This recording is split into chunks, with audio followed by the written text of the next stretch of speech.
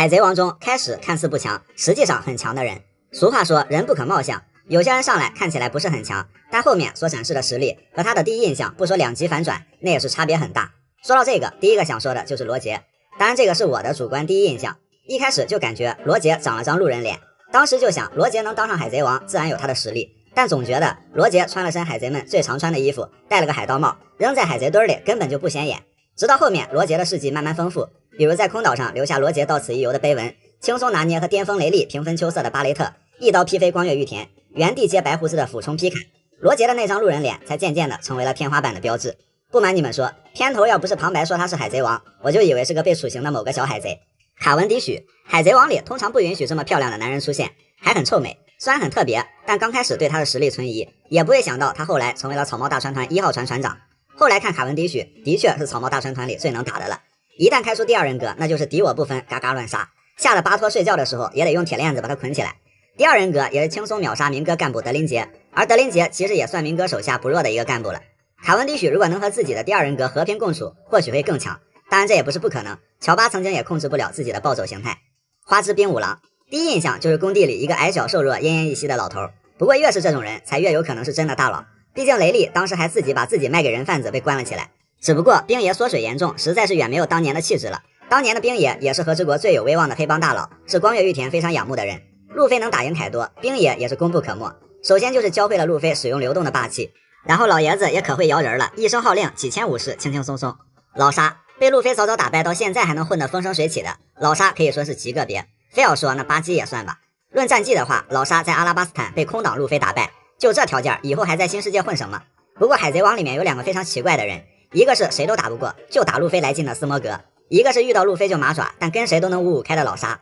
所以老沙就是当你觉得他狼狈的时候，他一句撒西布利达那，突然再给你来一个单臂挡鹰眼拦腰斩赤犬的操作。另外老沙因为吃了登场早的亏，所以强不强还不能全看战绩，老沙的谋略让他事半功倍。高风险高回报的投资案例索隆，忍辱负重，梦想是成为世界第一大剑豪。低风险高回报的投资案例老沙，直接招募世界第一大剑豪，牛不牛逼，惊不惊喜。超新星怪僧，当年的超新星成的成，败的败，目前为止只有怪僧的戏份最少了。怪僧是当时超新星里面赏金最低的一个，1.08亿，刚刚过线，而且长相怎么说呢，就感觉这货不强。然而他2年前在香波利群岛是唯一一个单挑揍趴和平主义者的超新星，虽然也没有完全打败，但怪僧好像一直都领先其他同学一步。在路飞去蛋糕岛之前，怪僧就打败了大妈的第4将星斯纳格，这哥们赏金6亿，随后被大妈除名了将星。然后怪僧在饼干和复仇大军的围堵下还跑了。后来怪僧一直是在空岛养伤修行，感觉他现在应该挺牛批的，不知道什么时候到他登场。其实像这种扮猪吃虎的人不少，路飞这种人畜无害的长相，当时魔古镇酒馆里谁也不会想到这个戴草帽的小子居然值1个亿。所以如果开始怀疑一个拿鼻毛当胡子的人会不会打架的时候，那第6感可能是在提示你，这个人很有可能下一秒就要拔出刀来要秒人了。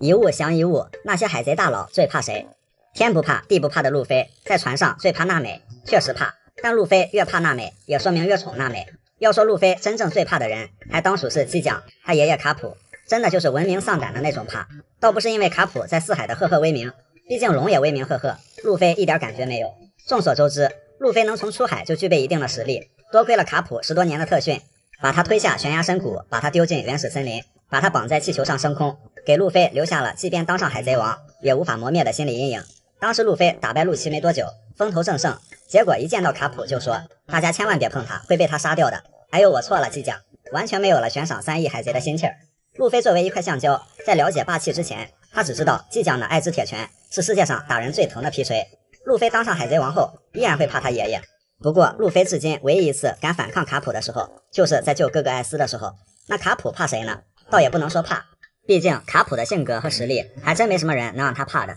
只是顶上战争后，卡普回家的那一天，因为卡普把艾斯给看丢了，达旦抓着卡普一顿猛锤，这恐怕是卡普这辈子挨别人拳头最多还不敢还手的一次了。所以海贼王里最不能惹的是山贼，毕竟一个手拿酒瓶砸四皇，一个拳打海军老英雄，罗杰来了都得先挨俩大逼斗。路飞有怕的人，那无牵无挂的索隆呢？他连命都可以舍弃，所以索隆怕的就不是比他强比他硬的人，而是能制住他的人，比如一个粉头发哥特装的成年萝莉。毕竟强者只会让索隆屹立不倒，而佩罗娜是让他跪着说出生而为人我很抱歉这种话的人。佩罗娜是索隆的救命恩人，索隆不会打佩罗娜还是其次，主要是佩罗娜的消极幽灵不仅能让索隆跪地认错，还能让他代替库马西叫自己主人，把索隆给折腾的不惜劈墙也要逃离此地。以前谁要吐槽索隆是路痴，索隆高低得理论两句。2年后被佩罗娜训斥一番，索隆突然顿悟了祸从口出，沉默是金的意义。关键是佩罗娜还来了一句，给我搞清楚自己的身份。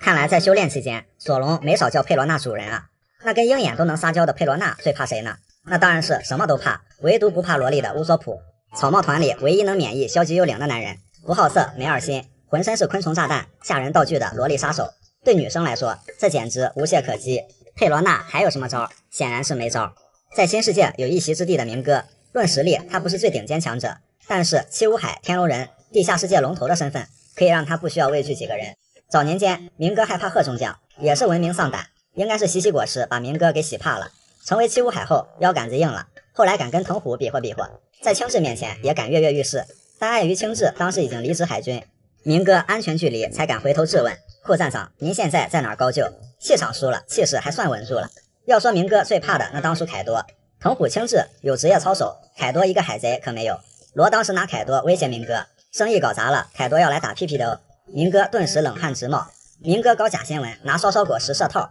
他当然不傻，毕竟如果路飞不上钩，自己就得下油锅。那凯多怕谁呢？看得出来，凯多怕玉田。其实玉田即使复活，也未必能打得过现在的凯多。但20年前开膛破肚的桃园石泉，让可爱多从此变成了惊弓之鸟。只有那个男人的流萤才能伤到我。凯多这样表示。当赤鞘武士复刻玉田的技能时，可爱多就会犯玉田恐惧综合症。只不过复刻技能易，复刻威力难，只能让凯多入戏没多久便立刻出戏了。但也可见凯多对玉田的忌惮。还有人连自己老大都不怕的，比如 Baby Five， 他敢用枪指着明哥的头。可 Baby Five 最怕的就是罗，罗都不需要动手。小时候家族里的人会惯着 Baby Five， 罗可不会，一言不合就瞪他。Baby Five 一被凶就会转过身去，躲在巴法罗身边哭，以至于历史总是惊人的相似。这种互动等两人长大后还是这样。以上大多人要么是怕比自己强的人，要么是怕给自己留下阴影的人，还有一个人怕的和别人不一样，那就是罗杰都得喊声前辈，不惧四皇大妈，遇强则强，灵魂之王的布鲁克。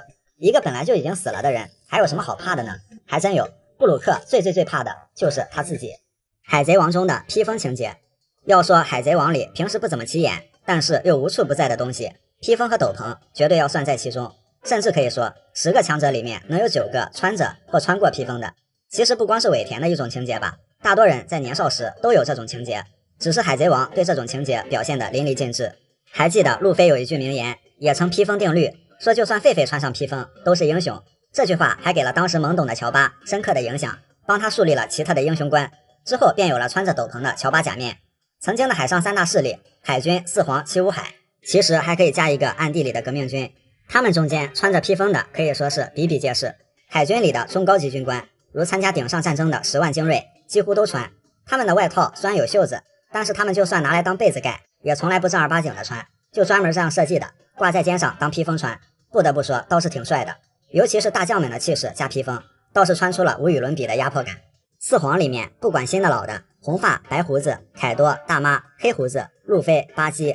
全部都穿披风或斗篷。路飞以前是不穿的，但是在2年后片头里、剧场版里以及和之国是没少穿，就给人感觉什么是成为海上霸主前不可或缺的前提，是意志，是霸气；什么是成为海上霸主后不可或缺的东西，是斗篷，是披风。真的想说，红发香克斯这身衣服加斗篷穿起来那是绝对的帅。海军那边的大衣是有版型压制的优势的，但是红发能把一件普通斗篷穿成不输分毫气势的份上也是可以了。老牌七武海里7个人里6个穿披风，就熊不穿，但是熊在革命军里是穿的，毕竟斗篷算是革命军的一种制服。这么算的话，七武海各式各样的斗篷披风就是个纯纯的披风大队。革命军的话，毕竟龙本身这么喜欢穿斗篷，整个革命军自然也形成了这种企业文化。要说这斗篷披风到底有啥用，可以说除了帅一无是处，但是只要帅就足够了。如果明哥不穿他那粉红大皮草，气势多多少少会矮一截。由于明哥的大袄子过于深入人心，所以这种同款披风也称多弗时装体系。比如多弗朗明帝就是他弟弟克拉松，多弗朗明姐夏洛特加雷特，少弗朗暗弟尤斯塔斯基德，以及多弗朗明爹百兽凯多。而路飞穿与不穿披风也是2种不同的气势，像是在金狮子剧场版里的黑色大衣，在众人簇拥下，在一阵烟尘中缓缓入场，潇洒霸气，完全可以入选路飞最帅10大镜头之一了。还有剧场版 Z 里的红色大衣，和罗杰的有些相似，颇有一种已然成王的感觉。当时山治是一件黑色的毛茸茸披风，索隆的袍子外面套了件红色大衣，这一套草帽团皮肤应该属于是最接近王团气质的那种装扮。所以总而言之，当路飞站在世界之巅的时候，身上不一定要穿衣服，但身后一定不能没有一件披风。海贼王中的我吐槽我自己，在草帽团这么一个欢乐团队中，他们总是对自己的沙雕之处充满迷之自信，从而也少不了不小心就我吐槽我自己的操作。首先，路飞从来不认为自己很能花钱，在用1亿贝利开宴会之前，空岛那会儿一伙人捉襟见肘的时候，路飞说要严肃地批评伙伴们了，多少要考虑一下怎么花钱吧。这句话也迎来了山治的真相，因为全是你的伙食费啊。路飞这才恍然大悟。后来路飞和罗基德第一次联手战斗的时候，看到两人的能力，路飞饶有兴趣地说道：“你们的能力还真是奇怪呀。”路飞自己奇怪的招式还少吗？可他似乎并不这么认为，所以基德提醒道：“你的能力才最奇怪，好吧？”路飞不认为自己是个莽夫，至少在鬼岛是这样的。好像是拿错了剧本的路飞屡次提醒基德不要破坏警卫们的作战计划，主动去拦住莽夫基德。这些话居然某一天在路飞这里说出来，简直不可思议。不过好在虚惊一场，进入会场后，很快路飞先猛为敬。对，这才是熟悉的路飞嘛。然后是索隆，他从来不认为自己是个路痴，以至于常常迷路绕回起点，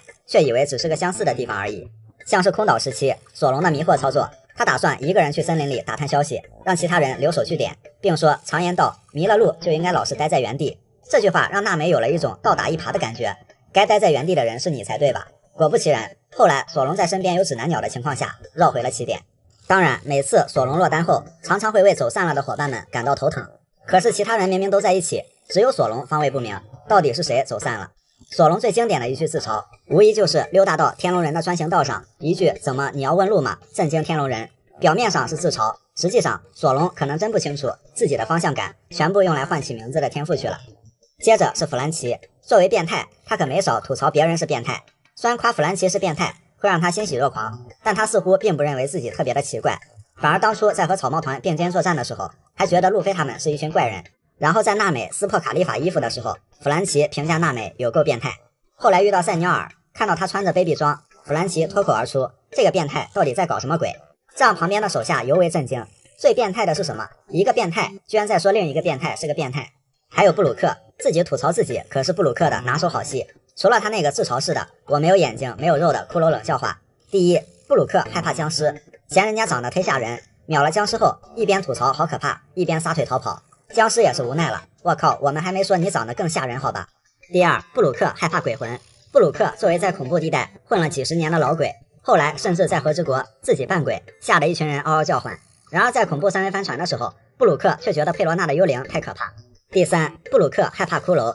要说这东西谁怕，布鲁克都不能怕吧。然而当时布鲁克睡迷糊了，看到骷髅玩偶后，自己却被吓尿了，大呼有妖怪。看来布鲁克虽然时常忘记自己长啥样，但对自己的定位还是非常准确的。还有罗，作为草帽团的盟友，罗的客观吐槽往往是一针见血，然而口嫌体正直的罗吐槽过的事情，最后往往变成了吐槽自己。比如路飞把新鲜的食物送给简陋镇的人们，罗在那吐槽海贼居然干好事儿，我都要吐了。这么说罗干过的好事儿还少吗？给冰火岛的孩子们治病，德岛和之国能脱离黑暗统治，不管是不是罗的原意，反正罗是乐在其中的，功劳也功不可没。好一个自己吐槽自己。然后就是说路飞基德俩傻子肯定会正面莽，结果到了鬼岛，傻子从2个变成了3个，罗最后也变成了当初他嘴里吐槽的那类人，关键是他还乐在其中。所以这一伙爱互相吐槽的人，可能有时候会忘记自己就是自己口中的那个沙雕，莫名其妙就变成了自我吐槽。但是这也是这群人的可爱之处吧。海贼王中的贝利和物价，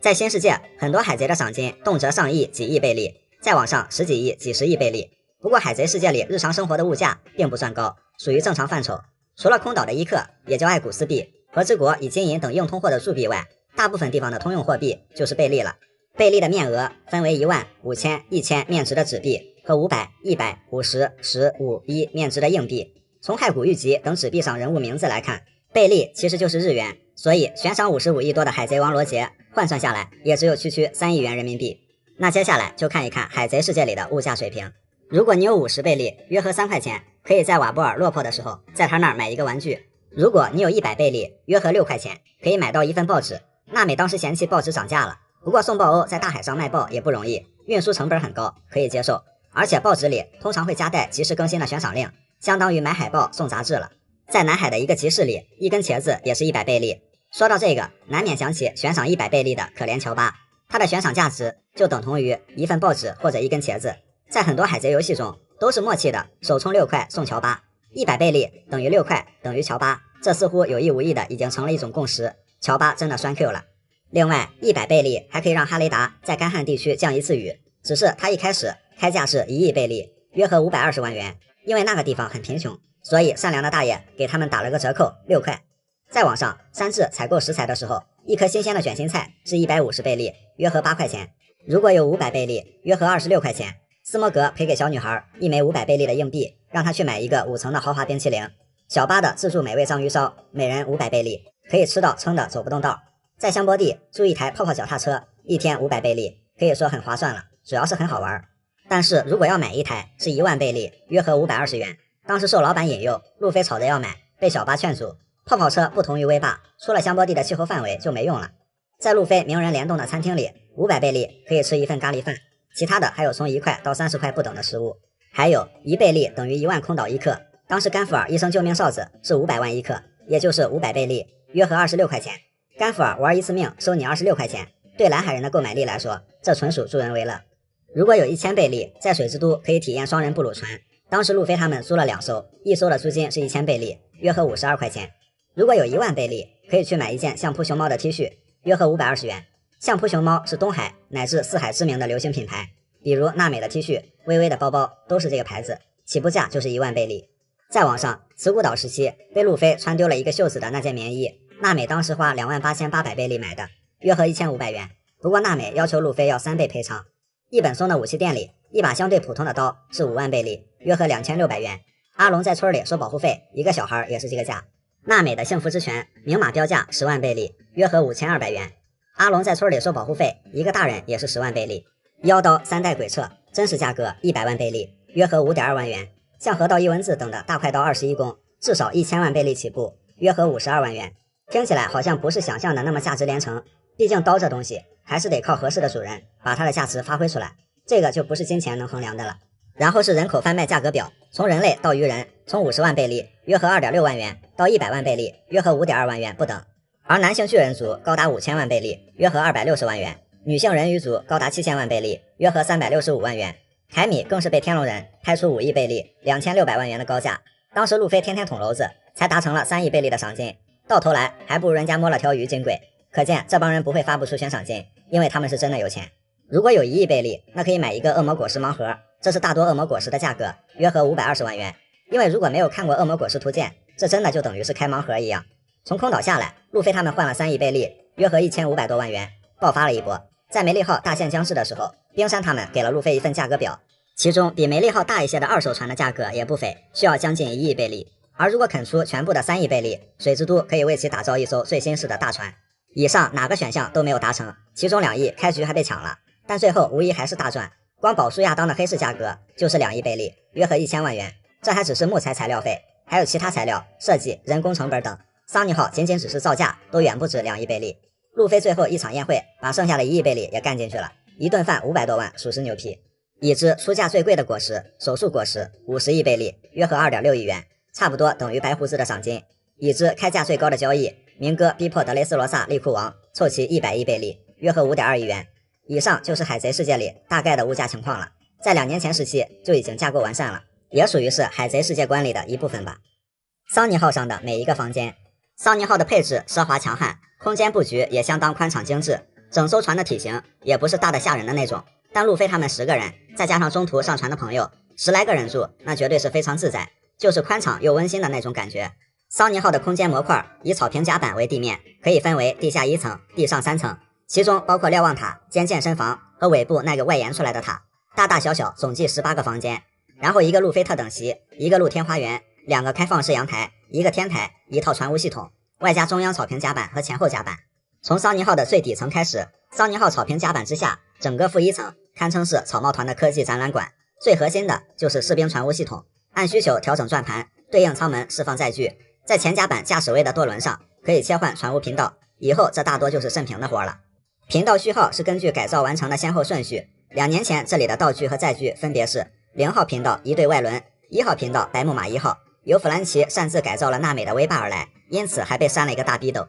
2号频道桑尼号的小妹迷你梅丽2号，3号频道鲨鱼潜艇3号，当时设计图上只有这几个载具。4号频道是空的，2年后填充了4号和增设了5号频道，分别是黑犀牛机车4号和万龙坦克5号，两者合体成为弗兰奇将军。在转盘的中心是一个圆柱形的空间，里面是船员待命区，梯子下面是可以收锚的绞盘，顺着梯子往上爬就可以直接到达中央草坪甲板。船坞转盘的模块之间设计有走廊，不管怎么转都可以确保有通往负一层其他地方的通道。因为在负一层的尾部还有2个区域，一边是乌索普工厂本部，一边是弗兰奇武器研发中心，这哥俩的工作室安排得很合理，平时也可以互通有无，挺好。比如黄金城中弗兰奇用于攀爬的皮揣子就是乌索普给的。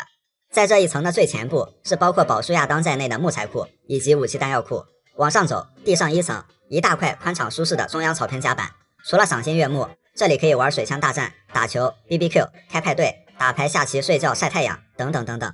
水族馆的门口有2棵树，还有路飞他们爱玩的秋千，他们还会在草坪甲板开洗衣服大会，是草帽团主要的集体娱乐场地。想必罗宾洗衣服效率应该挺高的吧。以草坪甲板为中心，前面的船头方向有2层房间，第1层有2个门的那个是男生们的房间，里面每个人都有自己的木质吊床位，有自己的柜子，其他的就是下沉式休息区，沙发、地毯、洗衣工具，东西倒没有比梅丽号上多多少。墙上挂着当时路飞他们的悬赏令，乔巴也挂了，剧场版里是加了张狙击王的，但不管哪个版本，唯独山治没有挂。房间里还有洗漱的地方，以及叫所有人起来的铃铛。桑尼号上不缺厕所，有3个，草坪甲板的2个楼梯下面就有2个厕所。男生房间的上面是女生房间，里面有洗漱台，还有酒柜和茶具，沙发、桌子、地毯、梳妆台，4平8稳的床，以及娜美的宝箱。娜美、罗宾2个人的衣服是显而易见的多，就不需多言了。这里被山治布鲁克称之为让人憧憬的秘密花园。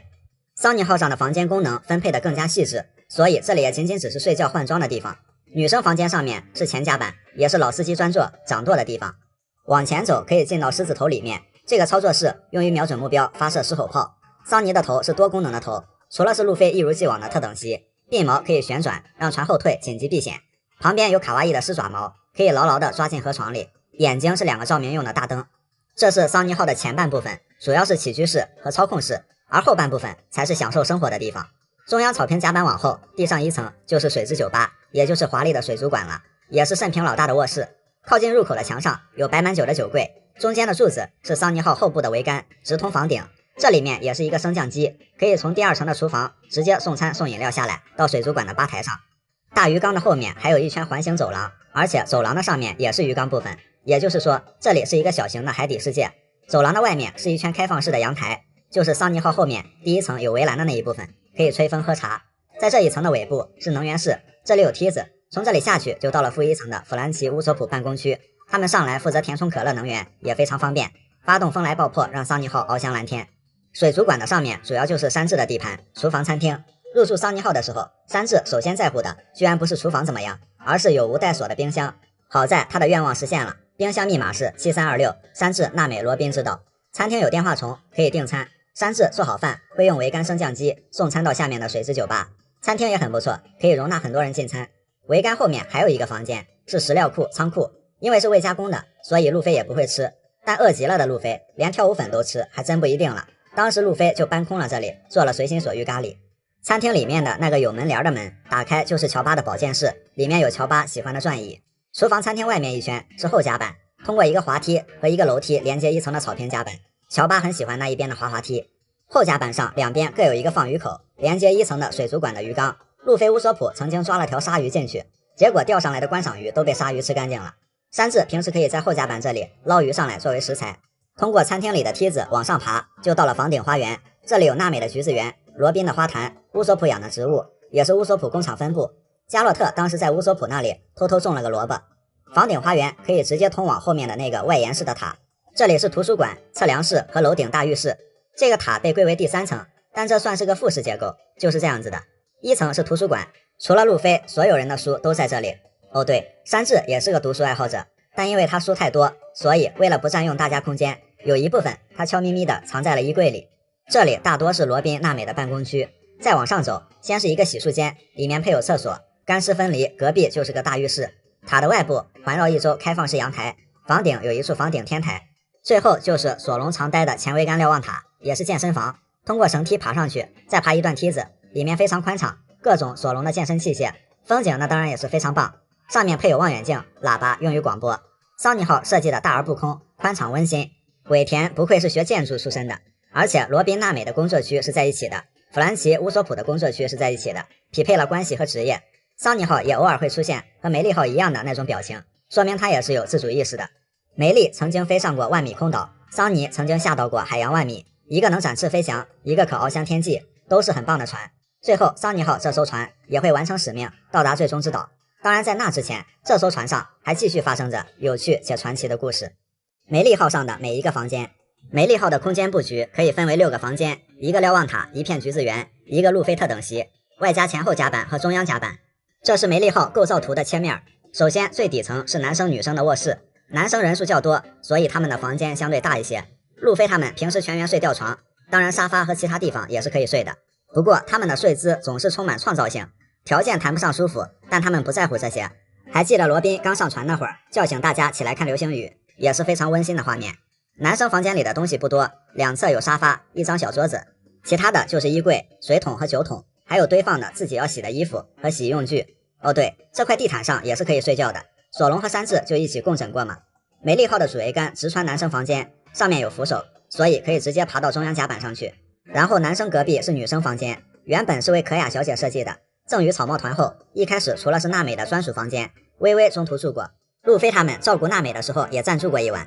后来是罗宾。东西虽然多，不过整理的井井有条。酒量极好的娜美还让人在房间里打造了一个吧台，也不是很稀奇的事情。这里也有书桌书架，平时娜美就在这里绘图，还有搂着睡觉的宝箱，里面都是娜美最爱的收藏品。这张沙发是2用沙发床，房顶上也有收纳的吊床，不担心会多住进来2个人这种事情。然后往上一层就是中央甲板层，这块甲板承载了很多回忆，草帽团的海贼旗就是在这里绘制完成，也是把小冯吊上来的地方，等等等等。中央甲板往前的房间，也就是船头部位，是一个火炮间和军火仓库，这里面有一门主炮，堆放着一些炮弹和冷兵器，以及一些杂物，还有一个起锚机，通过逆时针旋转可以把锚绳卷上来。但这个房间大家都不怎么来，毕竟路飞本人就是一个好用、顺手且效率又高的主炮。平时起锚的话，索隆一般会直接把锚拽上来，起锚机上的罗盘在伟大航路就更无用武之地了。中央甲板往后的房间是仓库，阿拉巴斯坦之后，罗宾偷偷上船后就从这里出来的，当时他可能已经在船上观光了一圈了。仓库里左右各一门侧舷炮，这里平时就存放一些水酒粮食以及娜美无法带回房间里的宝物，另外也是乔巴的实验室，但大多时候船上可能根本存不下吃的，挨饿才是家常便饭。有仓库作为缓冲空间，也增加了女生房间和浴室的私密性，进入这2个房间都要经过仓库，而且通往女生房间的扶梯口还可以上锁。仓库再往后就是浴室卫生间，门上的窗户安装了窗帘，防止偷窥。不过这里有一条非常奇怪的说明，说这里虽然是卫生间，但男生们好像都不会在这里上厕所，所以路飞他们把货卸到哪儿了不言而喻。中央甲板的楼梯下有脚踏车式的集水装置，不仅可以从船底汲取海水，还可以人力发电，本来有2个，但被路飞用了一次就坏了一个。通过中央甲板的2侧楼梯往上走，就是休闲室和高处的前后甲板。前甲板这里，当初东海5人组就是在这里起事，后来路飞在这里当着狙击王的面问乌索普去哪儿了。后甲板这里有船上的第4门火炮，另外草帽团曾经在阿拉巴斯坦海域遇到过一只海猫，被饿了好几天的陆索山当初在这里要大开杀戒，在这里他们和薇薇告别，为了不让海军抓到薇薇是海贼伙伴的把柄，他们一言不发，却纷纷亮出伙伴标记。这一层还有最重要的休闲室，在仓库的正上方，也是会议室、厨房、操作室、乌索普工厂等多功能于一体的房间，也是草帽团主要的集体互动空间。罗宾第一次偷上梅丽号的时候，就坐在了休闲室门外的围栏上，把路飞的草帽拿过来戴在了自己头上。当时梅丽号还没有山治梦寐以求的带锁冰箱，所以他会在冰箱附近放置老鼠夹，不防男不防女，只防某位有缘人。冰箱旁边是酒柜，那边门的一旁就是微型开放式厨房，索隆山治曾在这里一起洗盘子。梅丽号是用操作棒控制船尾的舵板调整方向，索隆尝试过独自驾驶，出门把海军的军舰给刮了。休闲室的房顶是娜美从姐姐橘子园里移植来的3棵橘子树，换了桑尼号之后，这片橘园也被移植了过去。然后是梅丽号的羊头，路飞的特等席，刚进伟大航路就撞了拉布断了，把路飞气得不行，不管路飞在哪儿，他都要有自己的特等席，是路飞的一种情有独钟吧。桑尼号被称为梦想之船，它可以载着一伙人驶向最终之岛，而梅丽号也是一艘梦想之船，它承载着一伙人的梦想，开进伟大航路，到达一个又一个岛屿，上到万米空岛，完成了梦想之约。他独自航行到司法岛，将伙伴们接回来，送向他们人生的下一关。总之，这艘船上留下了太多的故事。虽然他已经完成了自己的使命，不过在桑尼号的船坞系统中，有着一艘迷你梅利号，将继续陪伴伙伴们完成最终的冒险，最后见证路飞成王。海贼王中女人之间的对决，男人之间的战斗多是拳拳到肉，刀刀见血，而女人之间风格更加迥异，或者说女人之间的打斗重点往往不全是在暴力美学这一点上，且越往后观赏性就越多元化。娜美 vs 妹子双手指，小贼猫对战荆棘女。双手指是 Mr. One 的搭档，老杀罗宾之下的第二组战力。娜美和她的实力悬殊，不过其他人都已经遭遇了对位的敌人，娜美就轮到了这么一号对手，那没办法。尽管娜美在对手面前闹了不少笑话，但最后依靠现学现卖的机灵才智，把天后棒开发出了连乌索普都不知道的特殊功能，将 Mr. One 的搭档击败。这算是一个非常不错、超常发挥的战果了。如果说这一次战斗还比较正常，不久之后，娜美 vs 卡利法，超短裙太妹对战黑丝御姐。平时都是娜美洗澡的时候被人打扰，而这一次娜美打扰到了正在洗香香的卡利法。卡利法不久前吃下了泡泡果实，其泡沫可以将人变成滑溜溜形态，全身放松且无法站立。卡利法亲手为娜美涂抹，所以就看到卡利法一个踢上去，从背后抱住了娜美，两个女人打着打着居然在那儿摸起来了。而娜美又是及时明白了泡泡果实的弱点，水和风可以驱散这些泡沫，这只是因为卡利法刚吃了这颗果实不久，觉醒后的泡泡果实，水和风只会让泡沫更多。此时的娜美已经有了升级后的天后棒，体术上比不上卡利法，却可以与其玩拉扯。最终，虽然呆萌的卡利法破解了娜美的幻想妖精，但防不胜防，雷云电光枪杀了一个回马枪，将卡利法击败。完事之后，娜美急于找到2号钥匙，粗鲁的将卡利法的衣服给撕了，被弗兰奇吐槽为有够变态。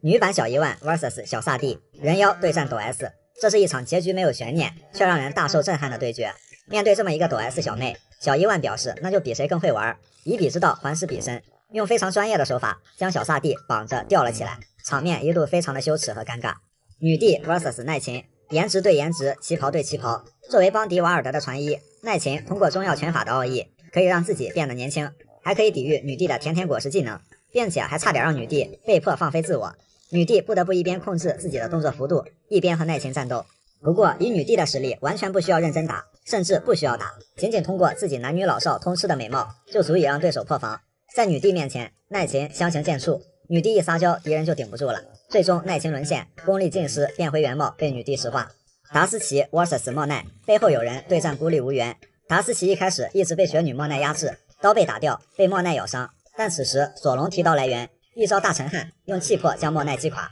之后莫奈爬起来还想负隅顽抗，达斯奇以一招斩石雨给莫奈补了一刀。不得不说莫奈好可怜。娜美 vs 布雷，神之一手对大意失算。布雷用静静果实的复制粘贴能力，把草帽一伙人耍得团团转。娜美忙中出错，带了一个假路飞在身边，被布雷擒获。但布雷千算万算也没想到，娜美的次元袋里居然藏了一根能伸缩的棍子，后被一棍子捅开。加洛特 vs 布雷，古灵精怪对大意失算。加洛特起初不熟悉静静果实的作用，和乔巴一起被吸进镜世界里。布雷原本要把兔子和狸猫给炖了，但布雷千算万算也没想到，加洛特把自己和假兔子给调包了。真兔子伺机而动，最终将热锅踢翻，烫坏了布雷。加洛特以一招电气月神击晕了布雷一伙人，还用挠痒痒肉的方式逼迫他说出找到通往城堡镜子的方法。之后获得了布雷的路飞，如获至宝，一直针对他，成了路飞身边的金牌辅助。雷九 vs 斯木吉，性感姐姐对战长腿姐姐。在娜美快被斯木吉榨成果汁的时候，雷九及时救场将娜美救下。在后来的战斗中，雷九和斯木吉周旋，一脚踢中他引以为傲的大长腿，接着自己被回击的一拳打飞。不过榨果实的斯木吉也并不怕毒液，挤出来就好。最终雷九被加雷特的黄油束缚给捆绑住了。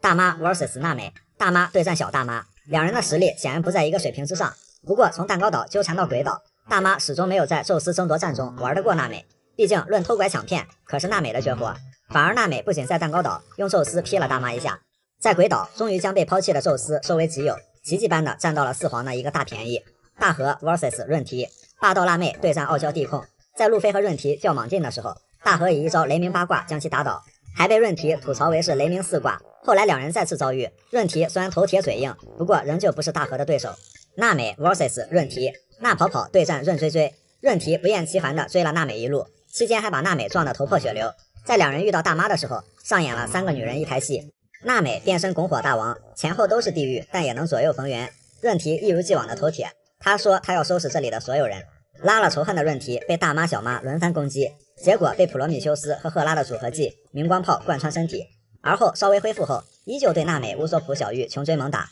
最终被融合了宙斯的超级天后棒彻底击败。罗宾 vs 黑色玛利亚这一场对决，其中融合了拳拳到肉的暴力、见招拆招的智谋、互相信任的友谊、意想不到的果实能力，以及尾田笔下的热情奔放、多种观赏性的杂糅。这场战斗，罗宾以恶魔形态压倒性的实力将黑色玛利亚降服。综合来看，女人之间的战斗，不管用什么手段，打起架来是另一种狠毒，尤其是碰到了他的逆鳞，女人对女人下手也是够狠的。魔鬼也需要伙伴。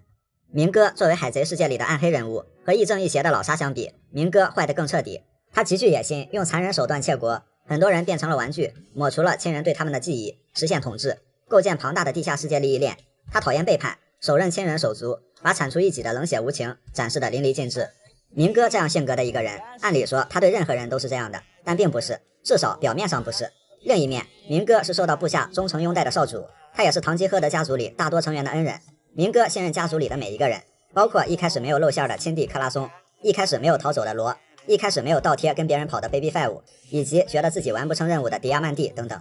老沙身边同样有忠诚于自己的部下，但巴洛克工作社的性质属于神秘的地下犯罪集团，在最后的作战计划前，大多部下还从未和老沙见过面。而堂吉诃德家族自始至终是类似于家庭的性质，但这个家庭一半真一半假吧。老沙比较直接，他不信任任何人，需要的就是手下。而明哥的半真半假，真是他确实需要的是家庭，这跟明哥童年悲惨的经历有很大关系。假是他也需要有给他无条件卖命的人。明哥的手下像莫奈、砂糖、Baby Five、巴法罗，包括后来离开的罗，不是沦落到孤儿，就是无家可归，被明哥捡回或者收留。其中莫奈对于明哥的忠诚，真的让人有点难以置信。或许莫奈对于明哥的感情早已不单纯了。莫奈被明哥派到凯撒身边做秘书和监视，从一个正常的女人到后来接受改造变成鸟女，也无怨无悔。在局势无法挽回的时候，莫奈也早就准备和草帽一伙同归于尽了，打算将这里的一切和明哥的这些黑料一同灰飞烟灭。生命的最后，莫奈坚信明哥会成为海贼王，这不禁让人想到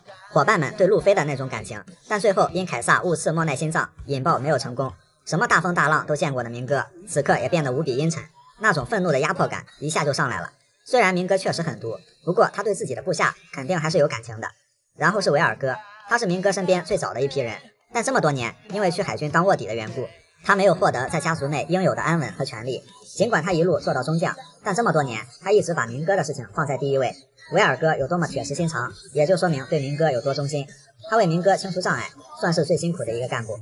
在维尔哥被罗大卸10几块的时候，明哥通过电话虫安慰他，抱歉了老伙计，你可是和我相处的最久了，一直以来真是辛苦你了。在生命的最后，听到这些话的维尔哥心满意足，发自内心的笑了。还有塞尼尔、拉奥季在落败的时候都说了一句对不起了少主，包括古拉迪乌斯，这些人的忠诚确实也是真的。说明哥是一个洗脑大师也好，是自己的利益至上也罢，可以让部下轻易的为他付出生命，但谁又会傻到无缘无故为别人卖命？明哥在他们走投无路时帮了他们，收留了他们。平时明哥对这些部下还不错也是真的，还帮在外面欠了9800万贝利的 Baby Five 还花呗，干掉了那些对他不怀好意的人。最后 Baby Five 人格原因完全把明哥抛到脑后，跟别人跑了就是另一回事了。明哥对部下有收养之恩，只是有一点，明哥、路飞、白胡子虽然都是自己船员的大恩人，可路飞为了救罗宾可以打司法岛，白胡子为了救艾斯可以打海军本部，而明哥对于莫奈想与草帽一伙同归于尽的做法，虽然有难过之情，但他还是淡然的示意莫奈和维尔哥收拾收拾，准备上路吧。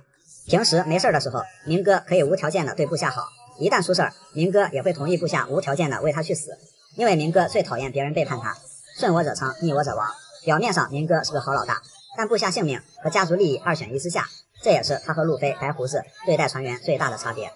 当然，或许在明哥部下的心中，他们也不求明哥做出像路飞、白胡子的那些操作，就像罗宾和艾斯，他们同样不想连累伙伴们，只是因为路飞和白胡子去做了且做到了，我们才无比敬佩他们。而对于明哥的部下，他们觉得只因明哥对他们好过，那就足够了，因此可以为少主卖命，那这也是他们自己的事情。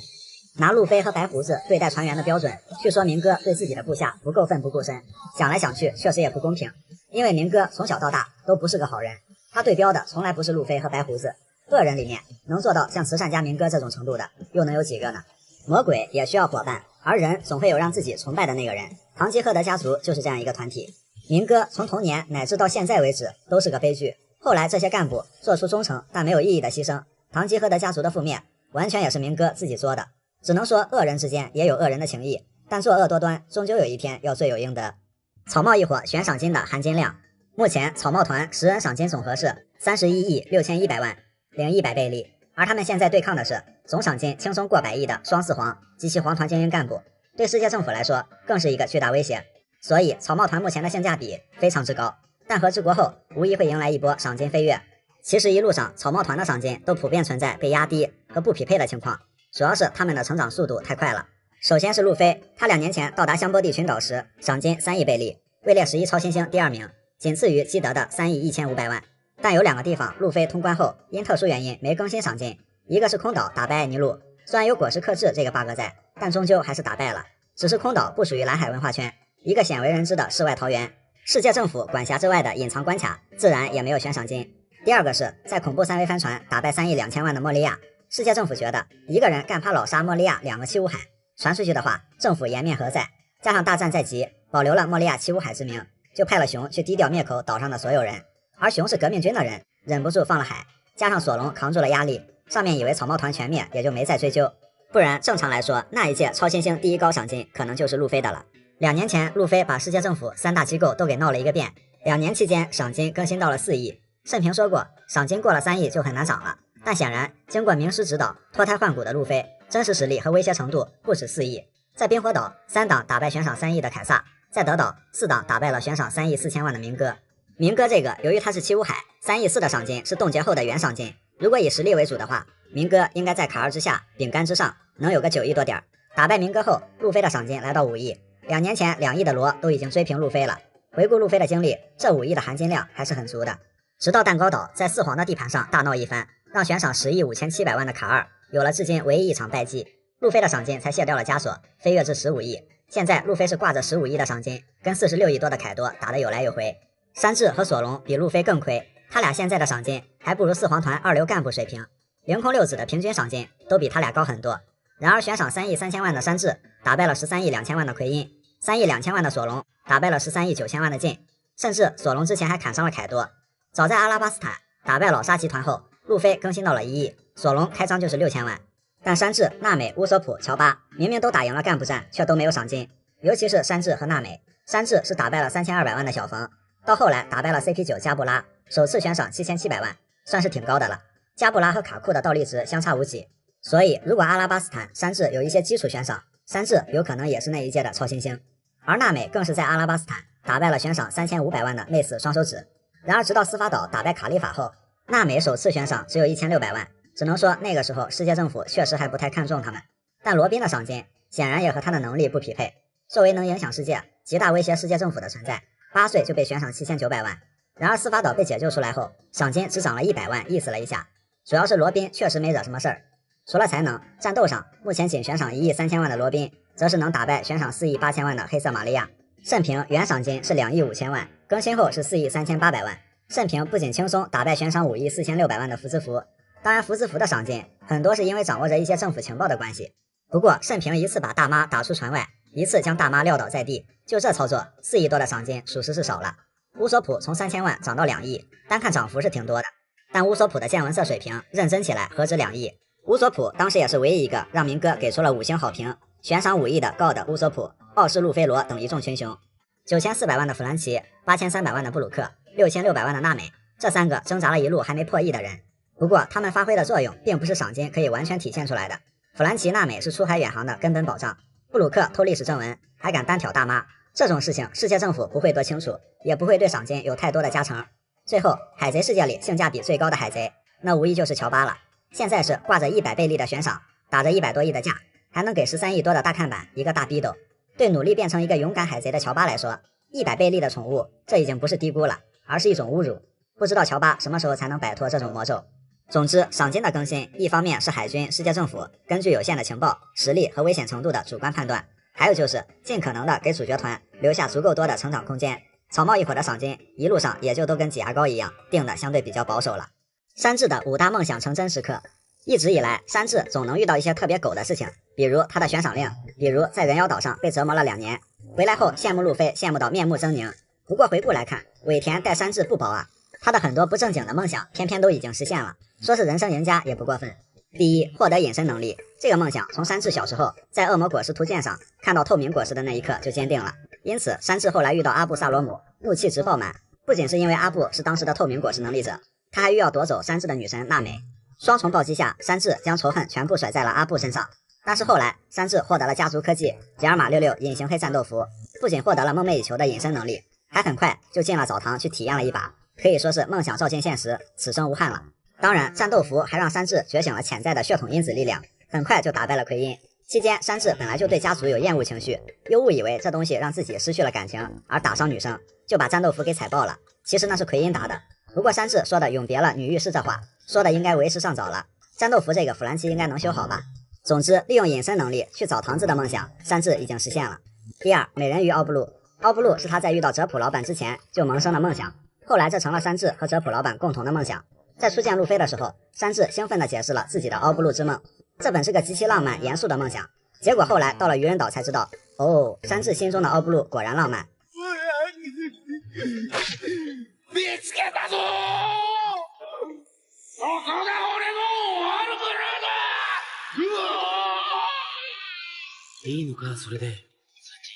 路飞懵逼了，说这比当时告别海上餐厅的时候哭得还激动啊！早在约瑟夫提到阿龙的时候，山治当时就幻想过娜美是美人鱼，而在愚人岛，货真价实的人鱼公主白星就在他身后。虽然乔巴极力劝阻山治不要回头，毕竟在这种场面下，乔巴深知山治随时可能会没命，但山治毅然决然，为了梦想弃置生命又何妨，坚决的转身。まさに手にかけない美しさ。动不动就能甩2斤血的山治，在愚人岛都玩到了濒死状态，可想而知这种威力。但这就是梦想的力量。第三，娜美罗宾左拥右抱，这种事情山治已经幻想过无数次了。找机会吃娜美的豆腐，这事儿山治是没少干，而且娜美也没少被山治英雄救美，这倒不是什么稀罕事儿。主要是罗宾哪能随便给山治占便宜，更别说2个人一起了。不过这个梦想山治在和之国也实现了，真就是左搂娜美右抱罗宾，还有个意外收获，身上还背了一个。第四，桃花运。不知妻美王路飞和不解风情刘所龙，这俩人虽然绯闻女友众多，桃花不断，但终究难成大器。反而求贤若渴马山治常常被受到惊吓的 lady 们拒之门外。但细数山治的桃花运，还真不比他俩差。光是被人围在其中，陷入各种温柔乡都多少次了。另外，在德岛和维奥莱特公主谈了一小段恋爱，在蛋糕岛和布林结婚，差点成了老婆。虽然这些人一开始接近山治的目的都不单纯，只是为了一些目的。如果单论桃花运数量的话，山治仅次于路飞。第五，成为顶尖厨师。山治小时候和几个兄弟完全不一样，心思细腻也富有情感，初次做饭只是为了去探望母亲。虽然当时小山治做的饭和后来路飞的随心所欲咖喱有的一拼，但毕竟第一次，而且索拉也没有嫌弃，还高兴地表扬了小山治。深受感动的小山治为了能经常让母亲开心，不断精进自己的厨艺，他对厨艺的追求也在此坚定了下来。其次，温柔的山治还很有爱心，经常给小老鼠做吃的。后来山治遇到了哲普老板，从而逐渐地成了一名一流厨师。在这一路的冒险中，山治也不忘继续学习，现在他可以说已经是大海上最顶尖的厨师了。目前来说，山治跌落过低谷，也走上过人生巅峰。一波三折后，他的那些不正经的愿望居然都实现了，但还有一个暂时没有实现的正儿八经的梦想，那就是和伙伴们一起拥路飞成王。当然，在鬼岛上，山治和索隆已经心照不宣地感受到了，这个梦想在不久的将来就会实现。海贼王中颜值变化最大的10个人，海贼王中有因为各种原因变好看的人，也有变得有些让人出乎意料的。颜值垮了并不在年龄，有些是因为尾田的恶趣味，比如可可罗婆婆，她是出生在愚人岛的人鱼，愚人岛最不缺的就是美人鱼。不过可可罗婆婆也太2极反转了，当时的确是破坏了山治对人鱼的幻想。不仅如此，其他伙伴也多少有些不能接受。其实那只是他们没见过年轻时的可可罗小姐姐，那怎么说也是愚人岛数1数2的美貌了。四皇大妈在战国的回忆中，大妈的身材很好，她小时候虽然并不是这样的，不过应该只是婴儿肥吧，长相倒是挺可爱，长开一点就好了。SBS 中算是对大妈年轻时颜值的认可，大妈的颜值巅峰期在28岁左右，之后可能是加速生孩子，导致身材严重走样。虽然现在看起来是个疯婆子，但玲玲曾经也辉煌过。和之国小忍，她是个有着叔叔果实能力的2头身的女忍者，当时破坏了山治对神秘女忍者的幻想。不过阿忍被称为迷人的女忍者，男人杀手，她曾经确实有着符合这般称号的容貌、身材以及双马尾，可如今的变化还是不禁让人可惜。特别篇3D 2外中，邦迪瓦尔德的传医奈琴真实年龄80岁，比卡普、战国他们还大。不过他通过药物可以让自己变得年轻，不能说是多么的倾国倾城，但相比他没有使用药物时的样子，那也算是天壤之别了。加尔默罗修女，其实修女正常情况下还好，但她真配不上美人在骨不在皮这句话。毕竟修女背地里是个人贩子，肚子里的坏水可多了。但不得不说，修女年轻时候的颜值真的挺不错，不仅很御，看起来倒还很有正义感。女帝身边那个橙色头发的三妹，在女帝的过往故事中，三妹不管是童年时期还是少女时代，看得出来都是往正常路线上发展的，有越来越漂亮的趋势。直到被泰格救出来后也是，但不知道她后来经历了什么，突然变得粗犷了那么多，身材上也是天翻地覆，就很迷。山贼达旦，在达旦有一次做梦的时候，梦里出现了一个年轻貌美的自己，虽然说是在做梦，不过这种套路见多了，就怀疑达旦年轻的时候是不是也有意想不到的长相，没准这真是达旦梦回少女时代呢，也不一定。树枝布雷，布雷小时候看起来非常可爱，如果正常发育会很有特点，但不至于不好看。可他长大后呢，就像路飞第一次见布雷的反应一样，这是啥玩意儿？那根树枝为什么会说话啊？除了这些，还有一些是因为种种原因实现了颜值飞跃的，比如剧情中2个月变帅哥的科比，他算是路飞出海后的第一个朋友。当时科比只能说是显得很呆，之后科比被卡普收了，并努力锻炼身体，从气质上就开始变了。在水之都和路飞再次见面，科比长高了，变帅了。只能说海贼王中的发育体系和现实差别很大，打击速也不见得能这么快。2年后变得更成熟了，6式体术游刃有余。除了武装色霸气，他的见闻色霸气更是潜力很大。虽然那点稚嫩的气质还在，但已经是和最开始以及当逃兵王那会儿天壤之别了。亚尔丽塔，她应该是海贼王中人生逆袭的代表人物之一了。一个野蛮大婶儿，吃了华华果实，摇身一变成了万人迷，有了绝世美貌和不需要保养的滑溜溜皮肤，能让路飞称其为美女，在最强霸王色运气巴基大神手下混，堪称走上了人生巅峰。迪巴鲁以前确实丑，但他又很像山治，但山治明明很帅啊，可山治的那一版悬赏令确实是这样的，所以这种事儿根本脱不开干系。山治在小1万那里气得直接吐血，就是后话了。反正香波地那会儿，山治千言万语化成整形 T 套餐，直接将迪巴鲁踢成帅哥，虽说很油，不过变化足够大。顶上战争中的放海大队，顶上战争海军这边虽然是顶配阵容豪华牌面，但最后海军可以说是白忙活一场，把路飞放跑了，白胡子战死，但阵阵果实被抢了。One Piece 是真实存在的，让巴基给直播出去了，后患无穷，海军直接战略上大失败。顶配阵容根本是力没往一处使，那就不得不说到各怀心思的放海大队了。海军这边虽召集来5个七武海，可女帝是来帮自己老公来的，明哥是来凑热闹的，碰到老沙光想沙县小吃这事儿了，更没心思打架了。熊当时已经完全失去了自主意识，但除了事先让贝加朋克给自己做了保护桑尼号的程序，是不是还安装了划水的程序？总之，熊本尊当时出镜的次数很少。莫利亚被剩平秒等同于全场划水，鹰眼看起来是最卖力的一个，但仔细一看，全场都跟路飞在那玩老鹰捉小鸡，还赞叹路飞有着令人恐怖的力量，有把别人变成自己人的迷之气质。好基友红发一来，鹰眼给个面子就溜了，演技绝对在线。其中几个七武海总共打出的那些伤害，还几乎全扔在小奥兹身上了，其他时间真就是各玩各的。再就是3大将，这3个人正义观各不一样，中途打得热火朝天，3个人还在那互相吐槽呢。一开始青雉黄猿身先士卒，率先去和白胡子对线，赤犬一看，行，这俩哥们儿能处，有事儿真上啊。结果等后面赤犬跟白胡子对线，让白胡子逮住一顿猛锤，青雉黄猿这俩人早就闪得远远的，找不到人影了。别说他俩了，卡普战国也在那看戏啊。如果单看青雉和黄猿，他俩就已经很演了，而如果把青雉和黄猿两人的行为结合起来看，那他俩这个双黄真是演绝了。青雉最开始被白胡子震了一下，下来把内湾冻结了，这个战术明显对海贼方更有利。白胡子的船虽然不能动了，但白胡子他们既然来了，救不出艾斯就没打算活着回去，困兽之斗只会更顽强。黄猿呢，跟马尔科对线，明显感觉黄猿是自己翻回去的。退一步说，黄猿是被马哥踢下去的，关键黄猿落地还自爆了。反正黄猿没把马哥怎么样，倒是把自家的墙给炸塌了一块。这一波就是青雉铺路，黄猿拆墙，他俩早就看赤犬不顺眼了。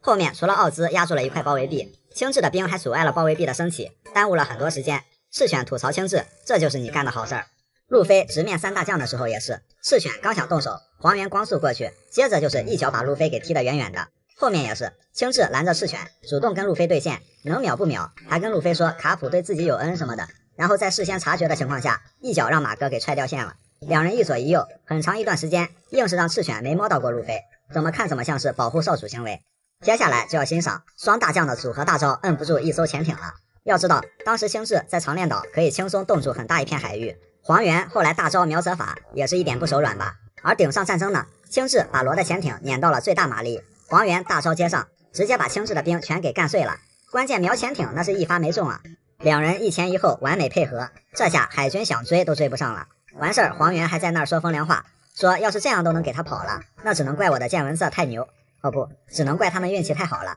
把满脸是血的赤犬都给整无语了，也是绝了。卡普和战国两人的操作前后相比演得更过分，两人面对面居然拦不住一个2年前的路飞，这真是比青雉黄猿的大招还离了个大谱。完了，卡普还开启队友伤害，要揍赤犬。战国的能力明明能和镇镇果实有一战之力，但赤犬被白胡子揍的时候，战国却6神装挂机，赤犬脏活累活挨骂的活是全干了。打完之后，战国还推荐了青雉当元帅，赤犬当时就感觉太他妈难了，一个人在对抗全世界，所有的人都在演他，所以卡普、战国、青雉、黄猿、赤犬5黑，一个真心想晋级的人加4个演员，海军到最后真没占到什么便宜。这么看其实也是可以理解的。海贼王中那些最双标的操作，在超新星和老大将泽法看来，黄猿的蒙奇帝黄猿行为简直是赤裸裸的双标操作，对付其他人一口一个好可怕，一脚一个超新星，决绝果断。遇到路飞后就开始演上了。首先阿普非常委屈，当时黄猿8指进过去，一脚光速踢把阿普给秒了。到了路飞这里呢，是拿安全往哪踢，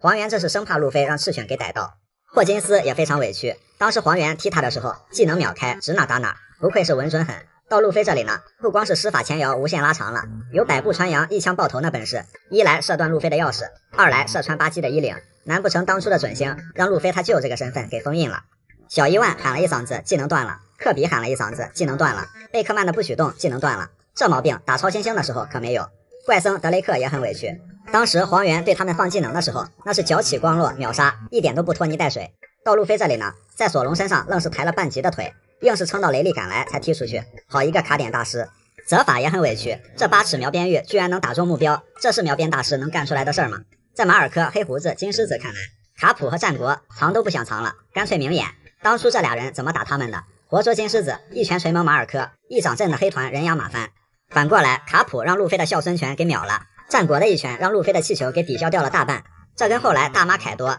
把4档路飞打爆的那力度完全不能比啊！马哥、黑胡子、金狮子看了只想举报这2个老头直播打假拳。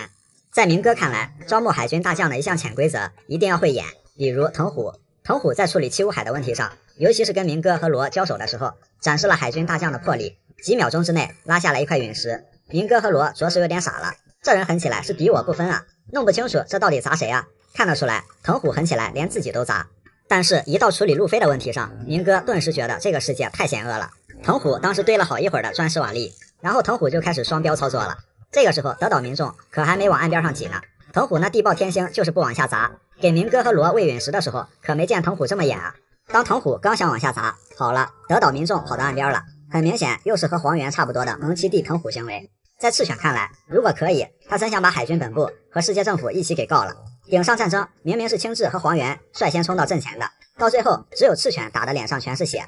赤犬现在越想越不对劲，黄猿血虐超新星，顶上战争却当演员。卡普战国的双标战绩就不用说了，看似支持赤犬的战国，甚至还推荐青雉当元帅。顶上战争频繁掉线的青雉，后来却跟赤犬打了10天。之后藤虎霸气怒怼赤犬，却笑脸送别路飞。赤犬明白了，哦，一帮人都他妈演我。不光是海军本部，赤犬跟吴老星谈面子问题，吴老星让他滚蛋，说你萨卡斯基有什么面子，屌毛。但当红发香克斯出现的时候，战国这么说：お前ならいい。赤髪。戦争は終わりだ。吴老星这么说：君だから時間を取った。ええ、感謝します。态度上的双重标准不要太明显。让赤犬最气不过的是，陆琪顺路也踩他一脚。赤犬悟了，哦，你们这帮家伙都要去某人的家里吃年夜饭了是吧？不同的人眼里不一样的卡普。卡普海军英雄的名号，早在38年前就已经响彻大海之上。对这样一个实力强大而又神秘的强者，各路大佬因为立场和感情的不同，对他也有各个角度的看待和评价。首先，不仅在海军内部，海军英雄卡普的名号早已是公认的了，在外面也是如此。不一样的是，对海贼和革命军来说，这个名字多少会带来威慑或者恐惧。像草帽一伙、小伊万，很多海贼当时见到卡普也是不由得发出惊恐。当他们知道卡普、龙、路飞什么关系后，那反应更加精彩。不过对海军来说，卡普的出现代表的是信念和安全感。顶上战争时，卡普霸气地坐在了大将的位置上，镇守处刑台。海军们顿时惊呼：卡普中将出手了，最强的守卫！一时间安抚振奋了军心。而在像马尔科、青椒这样曾经被卡普一拳锤爆的对手眼里，卡普就是一拳超人，无敌般的存在，不是英雄卡普，而是铁拳卡普。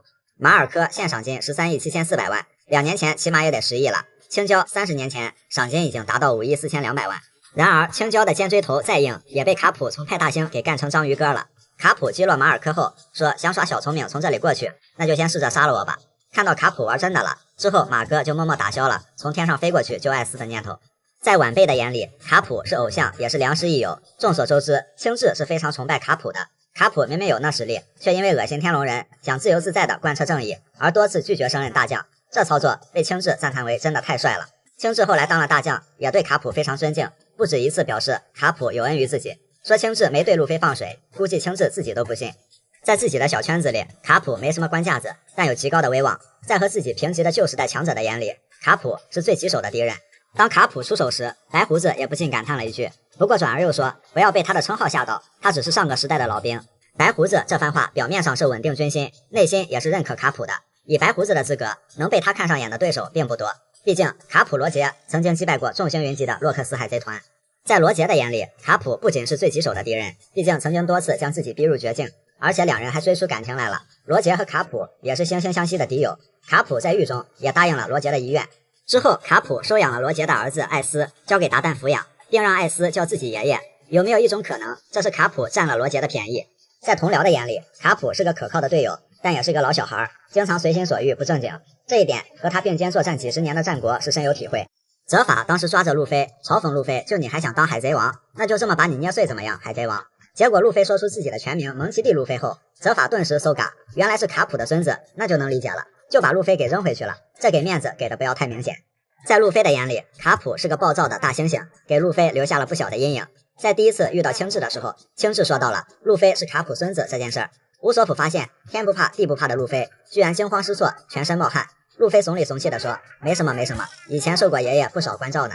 在艾斯的眼里，卡普是个蛮横的臭老头，天天逼人家当海军，动不动还动手打人。反正艾斯和路飞是没少挨了卡普的揍。在萨博的眼里，卡普是个怪力老头，萨博见到卡普的次数不多，不过有幸一起挨过几次爱之铁拳，也是被卡普吓到了。在上司钢骨空和吴老星的眼里，卡普是个桀骜不驯、随心所欲、管不了的家伙。当吴老星想到这个话题不断的路飞是卡普的孙子后，顿时豁然开朗，就不觉得奇怪了。看得出来，吴老星对卡普的实力和资历也是认可的，同样对卡普的性格也深有体会。钢骨空当海军元帅的时候，对卡普说，站住，我的话还没说完。卡普回怼，你的话没说完，可我已经听完了。随后关门而去，非常霸气。想必卡普年轻时也是个问题少年。虽然卡普、路飞爷孙俩一个海军一个海贼，但从给人的印象上不难发现，两人有很多地方非常像，不愧是亲爷孙俩。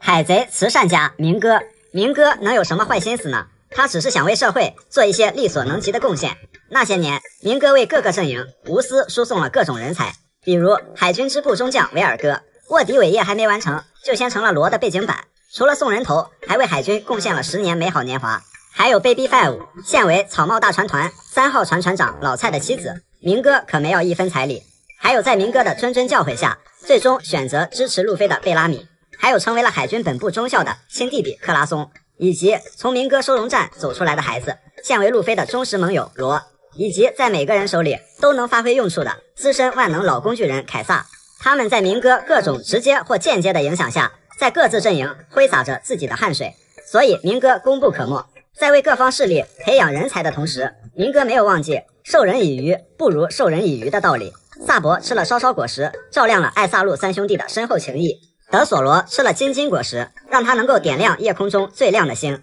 罗吃了手术果实，让他可以永远铭记克拉先生。吃水不忘挖井人，但明哥也不在乎。对于这些事情，他深藏功与名。看到这些人都混得出人头地，想必明哥也是可以欣慰到浑身发抖。顶上战争期间，明哥那句胜者为王的名言让人印象深刻。但是还有一句话，就是路飞救出艾斯后准备突围，明哥说了一句，放他走吧，这样今后才好玩呢。这是何等的胸怀！明哥的言下之意就是让路飞来新世界找他，他会亲手教路飞一些东西。当然事实也是如此，明哥组织了德岛竞技场的擂台赛，汇聚四海英才，结果最大的赢家却是路飞。大批人才，明哥一并拱手送出，收了几千小弟的路飞，虽然没有言谢，但可以说没有明哥的操作，也就没有这一支草帽大船团。没有明哥的操作，七武海制度也不会这么快废除。在明哥授业解惑后，路飞和罗的赏金同时升到5亿，而明哥在监狱里继续深藏功与名。除了这些，明哥看到黑炭大蛇的1年辛辛苦苦的武器收成滞销，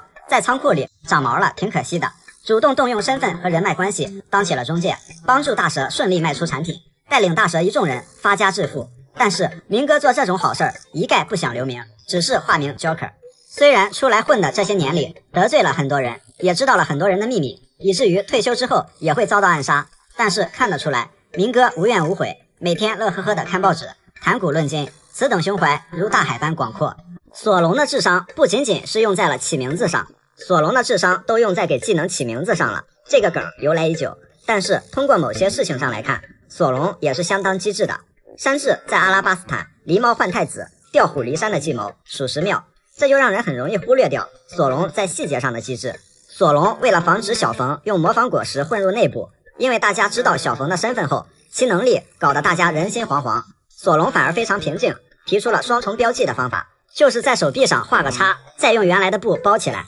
这无疑是给大家吃了颗定心丸，及时稳住军心。索隆突然这么聪明了，差点让山治以为这个索隆是小冯变的。后来呢，这个符号也成了大家和微微伙伴宣言的标志。其实索隆表现的机智和山治并不一样，山治属于灵活思维，出人意料，攻其不备；索隆属于直线思维，步步为营，顾全大局。所以索隆的智商主要在局势和战略分析上。在罗宾离队时，索隆根据当前局势分析罗宾离开的原因、可能出现的地点、罗宾下一步动向以及去找罗宾的风险，然后将决断权交给路飞。司法岛营救在正门被关上的情况下，索隆让横纲推倒铁栅栏，让火箭人借着护栏成功进入。虽然有句玩笑话，就是草帽团谁都能欺负船长，索隆平时也想砍了路飞，但是正经的关键时刻，索隆也是最会维护船长威严的存在。因为他知道，如果船长拉了，团队将会分崩离析；如果乌索普回来不道歉的话，船长的威严也不复存在。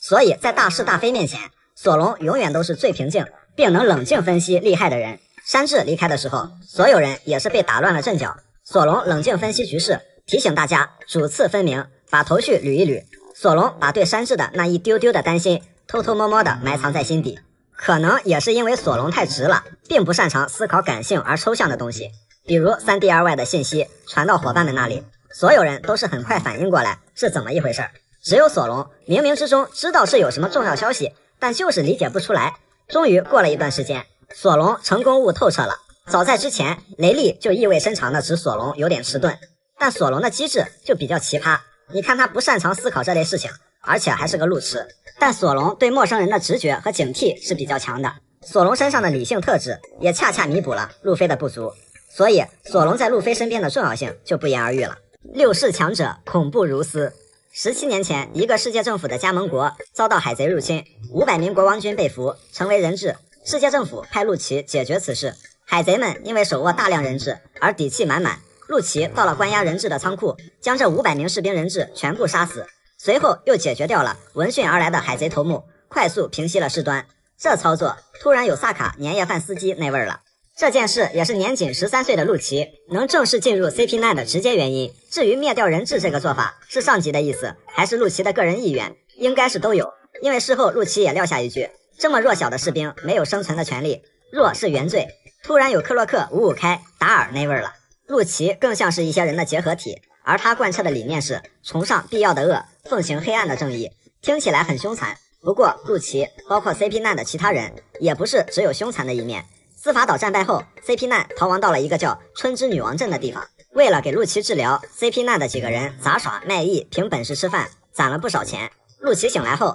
可以看到，他和伙伴们对于任务范畴之外对自己有恩的人表达出的是前所未有的温和，甚至帮民众灭了来烧杀抢掠的唐国海贼团。但是因为用力过猛，陆奇把对面的海贼老大给搞死了。之后他们离开了这里。陆奇被称为 CP9 史上最强的冷酷杀戮兵器，也被人认为是 CP9 800年来最强者，其业务能力和天赋都很强。3个字描述就是稳准狠。稳，性格沉稳，办事稳。23到28岁5年的美好年华，去了水之都当了卧底，但还能沉得住气，不露马脚，每天敲钉子锯木头，尽管体术上不能再像以前那样进行高强度的训练，但在测试倒立直的时候，4000甩23名卡库加布拉近1倍，也让猫头鹰颇为震惊。相当牛批的是，陆琪为了在冰山身边更好的当卧底，还顺便把造船技术学到了专业等级。为了任务尽职尽责还不够，还得多才多艺，啥都得学得会。卧底是绝对的技术活，他和卡库也是做到了卡雷拉公司的工头。陆琪最得意的除了动物系猫猫果实豹形态，就是那出神入化的六式了，两者配合，战斗力强悍。尤其是那一招准到真指哪打哪的指枪，让路飞吃尽苦头。当然，路飞的橡胶体质在面对陆琪的各种六式的时候，陆琪也懵逼，怎么捅都捅不死，怎么怼都怼不死。最后就看两人谁先把对方耗躺下。陆琪表示，你橡胶有锁血挂，谁还不会个锁血啊？铁块一开，好了，被路飞给突突的蒙圈了。2年后，陆琪成为 CP0 的长官，身边有卡库，其他人不知去向。世界会议期间，打飞老蔡和雷欧狂热行动，一招拦脚，把老八掉落的一只手臂给踢碎了。不当卧底后，战力上是感觉比以前强了，主要是陆琪怼赤犬就很亮了。所以陆琪为了完成任务和指令，不择手段，而且不怕得罪人。在那5个老头子的眼里，陆琪这样的堪称是模范员工了，跟谁都能攀点关系的巴基。巴基因为曾经当过罗杰的船员，有这么一段渊源，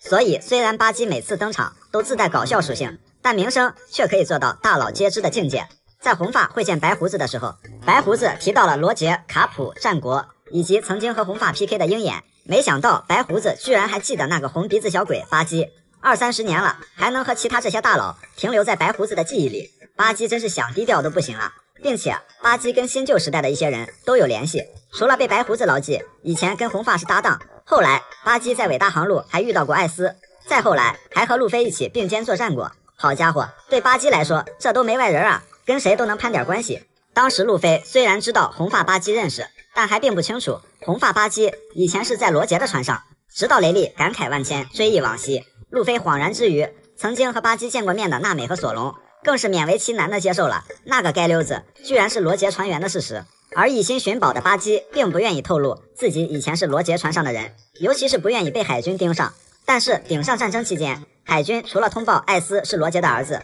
路飞是龙的儿子外，还通报了巴基曾经是罗杰船员，以及和红发称兄道弟的事情。巴基内心慌的一批，但他身边不明真相的吃瓜小弟那是顶礼膜拜啊。而后来巴基也无意间证明了自己的资历，被四皇白胡子认了出来，和四皇红发勾肩搭背。巴基先后对两人出言不逊。有意思的是，路飞每次遇到新的大佬，一旦有人认出了他的草帽，路飞都会很激动地问，你也认识香克斯吗？那提到香克斯就80%会提到巴基，这在猫蝮蛇犬兰那里又攀上关系了，巴基的名字又出现了。除了红发巴基，当然他们也认识雷利，然后就一层关系一层关系的捋，这帮人直接开启了认亲大会。弗兰奇提到了师傅汤姆，罗杰他们的船正是汤姆造的，弗兰奇小时候也见过罗杰和玉田这些人。布鲁克提到了船医库洛卡斯，因为拉布在他那里，所以世界很大，世界也很小，攀着攀着都是熟人。说回巴基传奇的前半生，要说雷利是见证2代人称王的传奇人物，那巴基多年之后可以骄傲地说，他曾经跟2代海贼王并肩作战过，而这也堪称是一项传奇光辉的事迹吧。1010霸王色，海贼王1010话题名为霸王色。关于霸王色，此话表现了3点：第一，凯多狼牙棒上缠绕的是霸王色；第二，路飞从凯多身上悟到了原来霸王色是可以缠绕在身体和武器上的；第三，索隆有霸王色。上一话大妈被基德和罗联手打落鬼岛，话说大妈的船先后被2次踢落瀑布，大妈也达成了先后2次坠落下海的成就。幸运的是，这一次被凯多解救的普罗米修斯及时赶到，来营救正在下落的大妈。之后基德和基拉会继续拖住大妈这一边。路飞这边情况也不太好，刚刚挨了凯多人兽形态下一棍引奈落，被敲晕了。此时受伤的索隆也快到极限了，因为之前以一己之力挡了1秒凯多大妈的合体技，这至关重要的1秒钟，不光是救了路飞他们的命，也成了绝望中的希望。所以负伤且疲惫的索隆马上要去歇一歇了。在这之前，他跟罗说，我现在开始用的招式是我的极限，如果不好使，后面就交给你了。随后索隆对凯多用出鬼泣9刀流阿修罗什么什么王者什么什么，全名不知道，但目测这是目前鬼泣9刀流系列里名字最长的一个。然后凯多震惊难以置信地说，我丢，难道你也有霸王色？索隆意味深长地表示，这没什么奇怪的，这会给你留下伤口的。关于索隆霸王色这个早就是争论不休的话题了，索隆究竟是不是那种一瞪眼就干倒一片人的霸王色资质，还要等确切消息。但是通过凯多的话可以得知，索隆的这个操作至少是很像霸王色，所以不管是鬼气也好，杀气也罢，目前都可以看作是一种特殊的霸王色。随后路飞爬起来了，路飞说，挨了你这棍子之后，我终于悟了，是不是霸王色也能缠绕？凯多说，这是屈指可数的强者才能做到。哎，是不是似曾相识，边打边学习？这回轮到凯老师要发话了，学不会霸王色缠绕不准走。还记得从明哥那里见识到了超人系能力能觉醒，从卡尔那里历练高阶见闻色，从鲍大叔那里现场学习流鹰，这回又来，真是活到老学到老呀。然后路飞给了凯多一套连招，将凯多击倒，转而说道，你们下去吧，接下来就交给我，无论如何我都会赢，把这个消息传给所有人。路飞准备1v1单刷凯多，1010话到此结束。只要是让路飞学到新东西了，似乎隐约闻到了转折点，不，对凯多来说是骨折点。6个皇团各自的王牌干部，每个皇团船长都有自己的几个最能打的塔尖干部，一般起步都是1皇3将的牌面，大妈的牌面那就是将星了。说起将星，真的是一言难尽，整个将星组的脸面全靠卡尔一个人在支撑。前后4个将星按赏金从低到高，斯纳格开局被超新星给虐掉线了，被踢出群聊。克利亚开局5分钟在自家门口被打回自家门口。斯穆吉全场梦游，万国偏划水，这一次跟大妈来和之国了，本以为要展示才艺了，没想到目前来看，这不就是换个地方划水吗？只有卡尔在撑着将星的面子，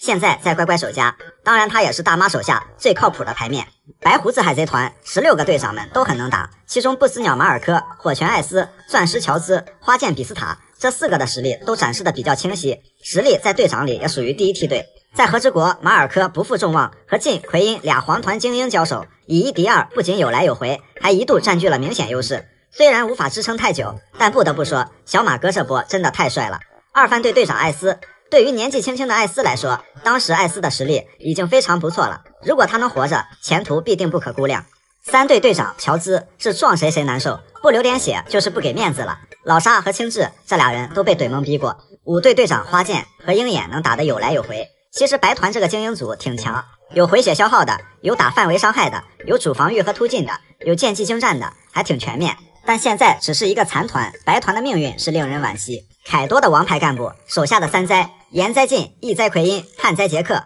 不管目前3灾所展示的实力有没有达到预期，但他3个在胆识方面一个个都是艺高人胆大。晋一脚踢翻大妈的船，导致大妈落水失忆，奎因在大妈面前护食，又意外唤醒了大妈的记忆，这哥俩配合的是真不错。杰克更是废话不用多说了，一句话把船靠过去就行了。但这哥仨都有动物系果实一大特点，扛揍，都觉醒了那就更扛揍。红发这边他手上有几个很能打的，真不好说，毕竟实力最均衡的海贼团也是过于神秘。不过不知从何而起，光头男背上那只猴的人气居然比贝克曼、耶稣布甚至红发都高，这是什么鬼情况？好家伙，不知不觉这猴都快成战力天花板了。黑胡子这边并不是完全按实力划分的位次，前3号船船长分别是格斗冠军巴吉斯、宇之溪流和音乐范奥卡。巴吉斯被萨博给虐过，但看得出来不仅彪，而且特别肉。宇之溪流坊间传闻实力和麦哲伦不分伯仲。范奥卡他在加亚岛展示过一次枪法，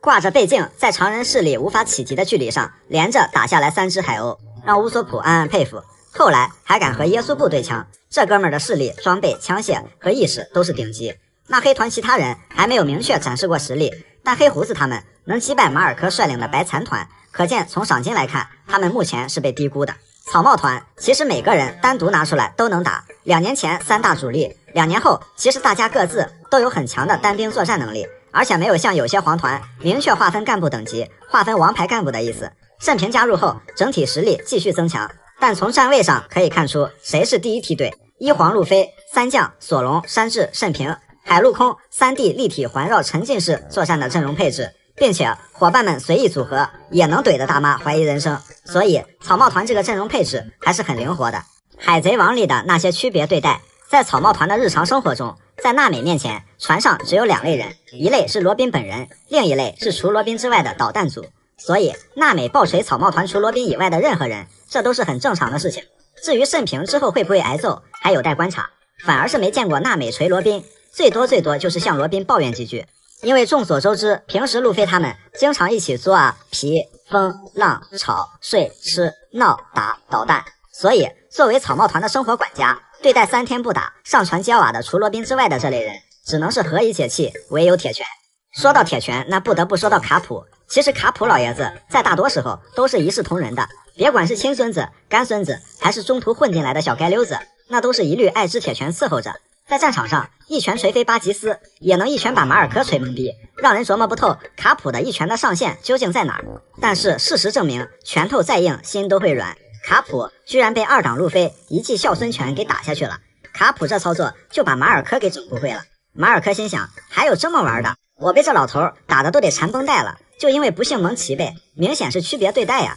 紧接着战国也不对劲了，打路飞的时候呢，最多就是把路飞勉强压漏气了，除了变小的副作用，还屁事没有。最初想着啊，战国是智将，实力或许都在脑子里，结果后面战国一人一掌一个冲击波，把黑胡子全团拍得头破血流，还让他们瞬间丧失反抗之力。这波操作也把黑胡子给整不会了，黑胡子就懵逼了，恨不得举报说，这一下和刚才打路飞那一下确定是出自一人之手，打路飞怎么不放冲击波呢？腿站酸了，手不能也酸了吧？这不是站在正义的制高点上打假拳吗？当然，要说最会区别对待的，肯定是当属巴托和女帝。打败明哥之后，巴托收集到了草帽团所有人的最新悬赏令，还细致的装饰了起来，并精心为路飞他们详解赏金变化。其实巴托还收集到了罗的最新悬赏令，只不过把罗的悬赏令当废纸给扔了。而且面对罗和索隆的时候，虽然他2人说的是同一件事，但巴托只听索隆的。看来巴托属实是真正合格的小迷弟，把区别对待发挥到了极致。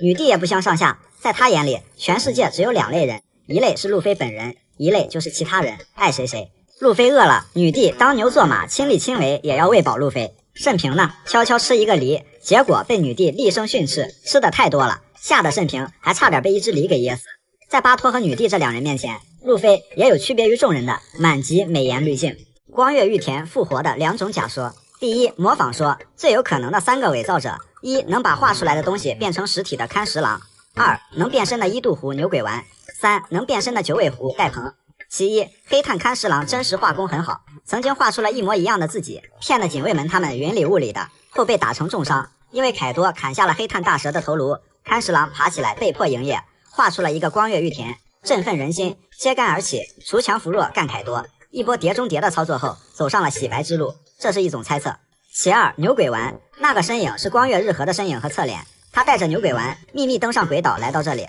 狐狸脚下一阵烟雾变换成光月玉田，拯救鼓舞战败重伤的赤鞘九侠，或在战局中死诸葛吓退生仲达，让凯多回想起当年被玉田砍伤的心理阴影。但根据神话故事，一渡湖只能变1次身，牛鬼丸从僧侣变回狐狸的时候，自称已经完成使命了。其三，九尾狐戴鹏，黑胡子他们贯彻鹬蚌相争、渔翁得利的战术，瞒天过海，秘密登上鬼岛，当然不是为了和其他3皇搓麻将，而是另有企图或者捡漏。如此一来，战局又将扩大。不过这个玉田和戴鹏的叉腰动作虽极其相似，但其实玉田本尊也习惯用这种叉腰的动作。第二，穿越说，其一，眼前的玉田就是真玉田。20年前，在玉田被处刑之前，玉田在监狱中和石夫人碰面并拖刀的时候，通过石夫人的能力来到现在。此后，玉田会和路飞他们参加决战，击败凯多，见证和之国开国。然后尾田吃设定，觉醒了或者只能用1次了，时间果实又能挂上倒档了。玉田和大家告别，回到20年前慷慨赴死。